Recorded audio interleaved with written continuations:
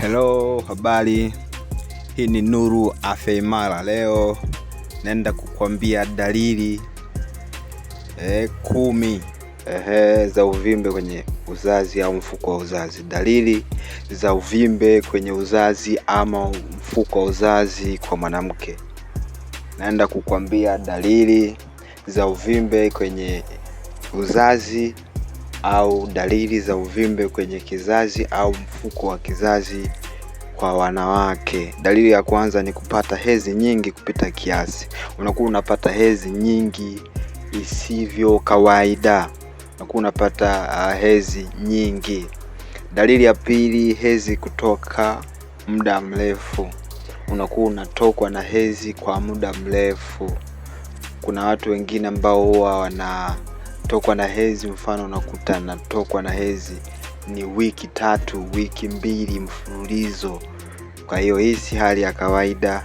Unaweza ukanicheki hapo kwa ushauri zaidi, nikakupa maelekezo sahihi namna ambavyo unaweza kuepuka hii. Dalili ya 3 ni maumivu ya nyonga. Unakuwa unapata maumivu katika nyonga. Hii sio hali ya kawaida, inaashiria kwamba inawezekana una uvimbe kwenye uzazi au mfuko wako wa uzazi. Dalili ya 4 ni kukojoa mara kwa mara. Unakuwa unahisi kukojoa mara kwa mara. Hii hapa inaashiria kwamba wewe inawezekana una changamoto ya fibroids au uvimbe kwenye kizazi. Dalili ya 5 ni kutokumaliza mkojo. Unakojoa lakini mkojo hauishi. Unahisi kuendelea kukojoa ingali umekojoa. Dalili ya 6 ni kupata choo kigumu. Unakuwa unapata choo kigumu pindi unapoenda haja kubwa. Inawezekana kwamba wewe una changamoto ya uvimbe kwenye kizazi au mfuko wa kizazi. Dalili ya 6 ni kupata choo kigumu. Hiyo tushaiongea, ni kupata choo kigumu. Dalili ya 7 ni maumivu ya mgongo na mguu. Sawa Unakuwa unapata maumivu ya mgongo au maumivu kwenye miguu. Hii inaonyesha ni dalili kwamba inawezekana una changamoto ya uvimbe katika uzazi. Dalili ya 8 ni tumbo kujaa gesi na tumbo kuuma sana chini ya kitovu. Unakuwa unapata gesi na maumivu pengine unaweza ukawa unapata kupitia tumbo lako la chini au chini ya kitovu. Hii inaashiria kwamba wewe inawezekana una uvimbe katika mfuko wako wa uzazi au katika kizazi. Dalili ya 9 ni maumivu makali wakati wa hedhi. Unakuwa unapata maumivu makali sana kipindi ambacho upo hedhi. Sasa hii sio kawaida kupata maumivu na kuumia sana kipindi ambacho unaingia kwenye siku zako. Kwa hiyo chukua tahadhari, nenda kamuone mshauri au nenda kamuone daktari, anaweza akakusaidia kutokomeza hiyo hali. Sawa. Dalili ya 10 ni maumivu ya kiuno hasa wakati wa hedhi, ambayo husababishwa na kizazi kujaribu kusukuma huo uvimbe. Kwa hiyo ukiwa na maumivu ya kiuno, hii inaashiria kwamba inawezekana kuna uvimbe upo. Hizi ni dalili 10 za kwamba wewe una changamoto ya uvimbe katika kizazi kwa wewe mwanamke. Hii ni dalili za nyongeza 2. Hizi ni dalili ambazo zinaonyesha kwamba wewe una uvimbe kwenye mfuko wa kizazi. Hizi ni dalili za nyongeza na kupa, zinaashiria kwamba wewe una uvimbe kwenye mfuko wa kizazi. Ni maumivu chini ya kitovu au maumivu chini ya tumbo.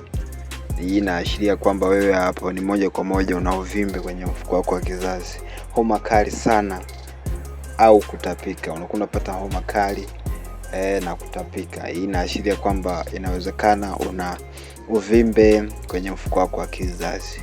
Sasa mara nyingi watu wanajiuliza, haya yote au hizi changamoto zote zinatokana na nini? Mara nyingi visababishi vya uvimbe kwenye uzazi au uvimbe kwenye mfuko wa kizazi husababishwa na mvurugiko wa homoni au hormone imbalance. Hii hormone imbalance ambayo hii hutokana na lifestyle, ulaji mbaya wa vyakula, jinsi mnavyoishi maisha yenu ya kila siku ndo inasababisha mtu anakuwa na mvurugiko wa homoni. Mfano mnatumia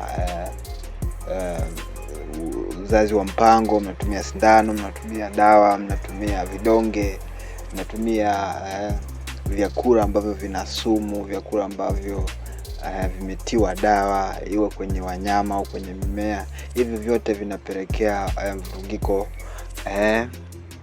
wa homoni. Kwa hiyo homoni zikivurugika inaweza kuchangia wewe kupata uvimbe kwenye mfuko wa kizazi au kwenye uzazi wako. Okay? Dalili nyingine ambayo utaipata ni homa kali, tushaisema hiyo, sawa. Kwa hiyo homa kali inaweza kusababishwa pia na hizo changamoto ambazo nimezisema hapo juu kama dalili, lakini hapa visababishi tumesema ni kuvurugika kwa hormone. Alafu pia kuna hii nyingine ya pili ni kulisi. Unaweza kuwa umelisi sababu ya huo uvimbe, unaweza kuwa umelisi toka umezaliwa kwa mama yako au kwenye ukoo wenu umelisi. Alafu kuna hii ya tatu, mara nyingi wanawake wa Kiafrika wanasemekana wana hatari ya kupata uvimbe katika umri mdogo kuliko wanawake wasio wa Kiafrika. Kwa hiyo pia hata asili yetu ya Afrika inaonyesha wana asilimia sana ya kupata uvimbe. Ni kwa kutokana na lifestyle tunayoishi ni tofauti na watu wengine. Kwa hiyo sisi inatupa urahisi au inapelekea urahisi wa kupata hizi changamoto za uvimbe hasa kwa wanawake. Umeona Sasa madhara ya uvimbe kwenye uzazi na uvimbe kwenye mfuko wa kizazi ni nini? Kuna madhara gani kama utakuwa na uvimbe kwenye kizazi au kwenye mfuko wa uzazi? Moja, kukosa mtoto. Madhara ya kwanza kabisa, itapelekea wewe kushindwa kubeba ujauzito au kuweza kupata mtoto. Ni madhara makubwa sana. Kwa hiyo ni vyema ukazingatia mambo muhimu na vitu ambavyo havipaswi kuvitumia ambavyo unaona kabisa vinaweza kukupelekea wewe kuingia kwenye changamoto ya kutopata mtoto. Madhara mengine ambayo unaweza kupata ni kuishiwa damu, kwa sababu kama itapelekea wewe upate uvimbe na ukaanza kupata hedhi mfululizo, maumivu, kwa hiyo itakupelekea wewe pia kufanyaje, kuishiwa damu. Madhara ni mengi sana ambayo unaweza kupata kutokana na changamoto ya uvimbe. Ni mengi mno. Kwa leo tuishie hapo. Kama una changamoto yoyote ya uvimbe kwenye uzazi, au una changamoto za kutopata ujauzito, una changamoto za mimba, ukipata mimba inaharibika, una changamoto katika mfumo wako wa uzazi kiujumla, una changamoto katika sehemu zako za siri, una maambukizi, una UTI, una fungus, una miwasho sehemu za siri, unatokwa na uchafu au harufu mbaya sehemu za siri, mimba zinaharibika, ni muda mrefu sasa unatafuta mtoto hujapata. Yaani kiujumla mambo yote yanayohusiana na uzazi kwa mwanamke unaweza kunitafuta hapa, nitaweza kukushauri na kukuambia namna nzuri ambayo unaweza kuitumia katika kuondokana na hilo tatizo au hiyo changamoto inayokusumbua kila siku. Hii ni Nuru Afya Imara. Karibu sana.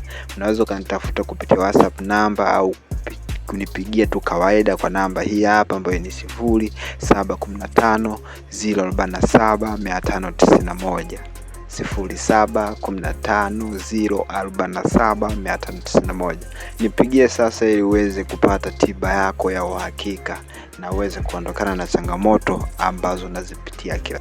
Kama una changamoto katika sehemu zako za siri, ama una maambukizi katika sehemu zako za siri, ama una hizo dalili zote nilizozitaja hapo katika sehemu zako za siri, uwe mwanamke au mwanaume, basi nitafute kupitia namba hizi hapa ambazo ni 0715 047 591, 0715 047 591. Nitaweza kukupa ushauri au kukusaidia ama kukupa njia nzuri ya kuitumia ili uweze kuondokana na hilo tatizo. Asanteni, karibu sana. Nuru Afya Imara.